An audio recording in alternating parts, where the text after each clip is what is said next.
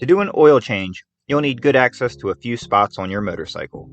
If you're working on a sport bike, you may need to remove some fairings first.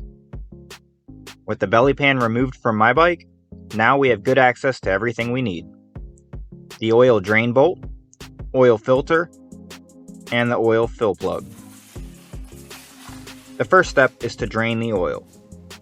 Place a drain pan under your bike, get yourself a wrench, and remove the oil drain bolt.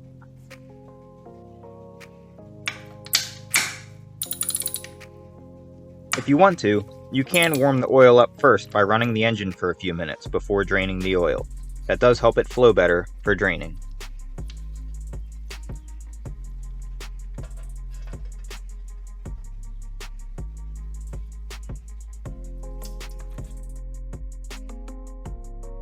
Once the oil comes to a slow drip, you can reinstall the drain bolt. Locate the sealing washer. If it didn't come off with the bolt, check to see if it's stuck on the engine, like mine did. Now technically, it's recommended that you always replace the sealing washer with a new one, but honestly, if it's not in bad shape, it's not a big deal if you want to reuse it. I've done that plenty of times with no issues. When you tighten the drain bolt, do not over-tighten the bolt and strip it. If you're not sure how tight it should be, find out the torque spec and use a torque wrench.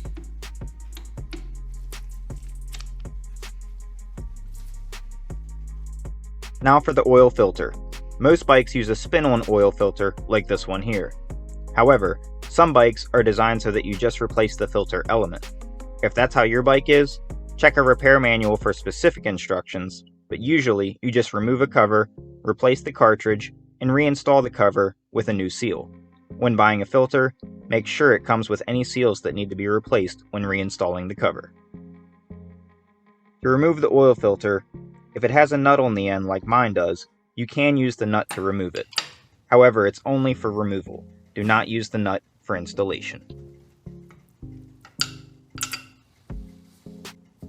If your filter doesn't have one, you can just use a large pair of pliers to remove it. Sure, there are plenty of oil filter wrenches that you could use, but if you don't have those laying around, pliers work just fine. Have your drain pan ready, because the oil filter also holds a small amount of oil inside.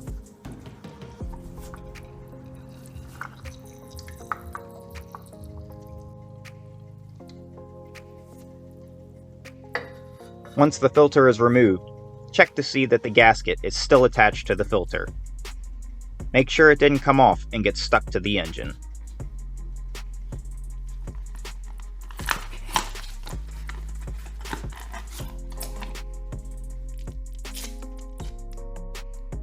Now I'm using a K&N filter, and as you can see, they actually pre-lubricate the gasket. Most filters don't come like this, so you'll want to take a small amount of motor oil and wipe it on the gasket. This will lubricate it for installation. As for how tight to make it, this filter actually has the instructions printed right on it. Tighten the filter until the gasket makes contact with the surface of the engine, then continue to tighten it an additional 3/4 to 1 turn. That's typically how it's done for all spin-on filters. Wipe off the sealing surface of the engine if needed.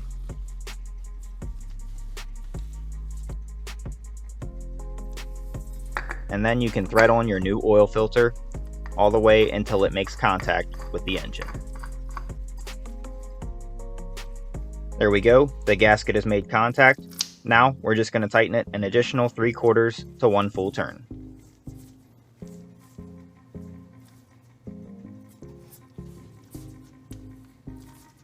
I'm going to go ahead and do 1 complete turn.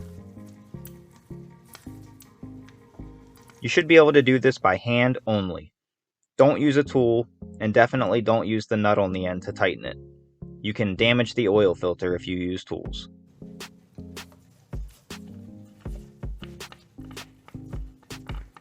Now you're ready to fill the bike up with fresh motor oil. If you're not sure what type or how much oil you'll need, check your manual. You can see here my bike takes 10W40 and it will need 2.3 quarts to fill it up. Also, make sure that you use motorcycle oil only. Most bikes use a wet clutch design, and using car oil can cause your clutch to slip.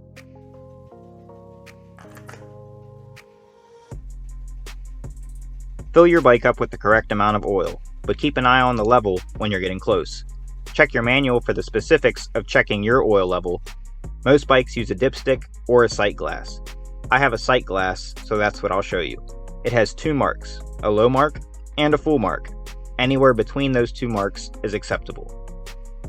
In most cases, your bike should be level to check the oil.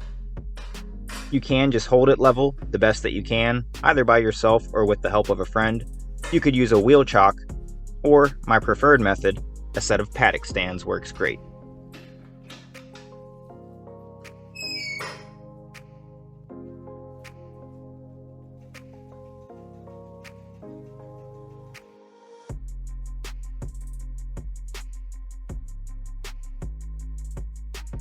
Fill the bike up to full, but before you can get an accurate reading, you will need to refill the oil filter.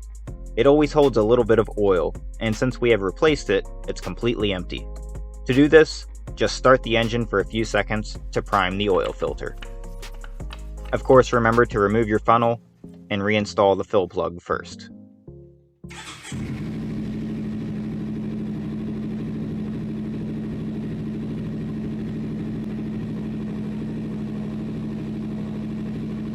Now that we've run the engine, as you can see, the oil level has dropped a bit, now that the oil filter is primed. Now you can top it off to the correct level for good.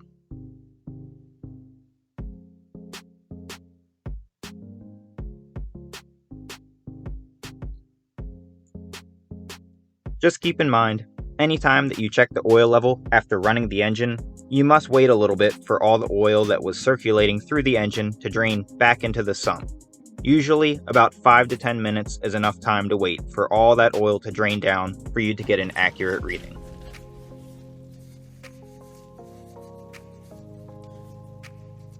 Wipe everything down and check for leaks around the oil drain bolt and around the oil filter. As for your used motor oil, look around and you can probably find a public recycling center that will let you recycle your old oil for free. Thanks for watching.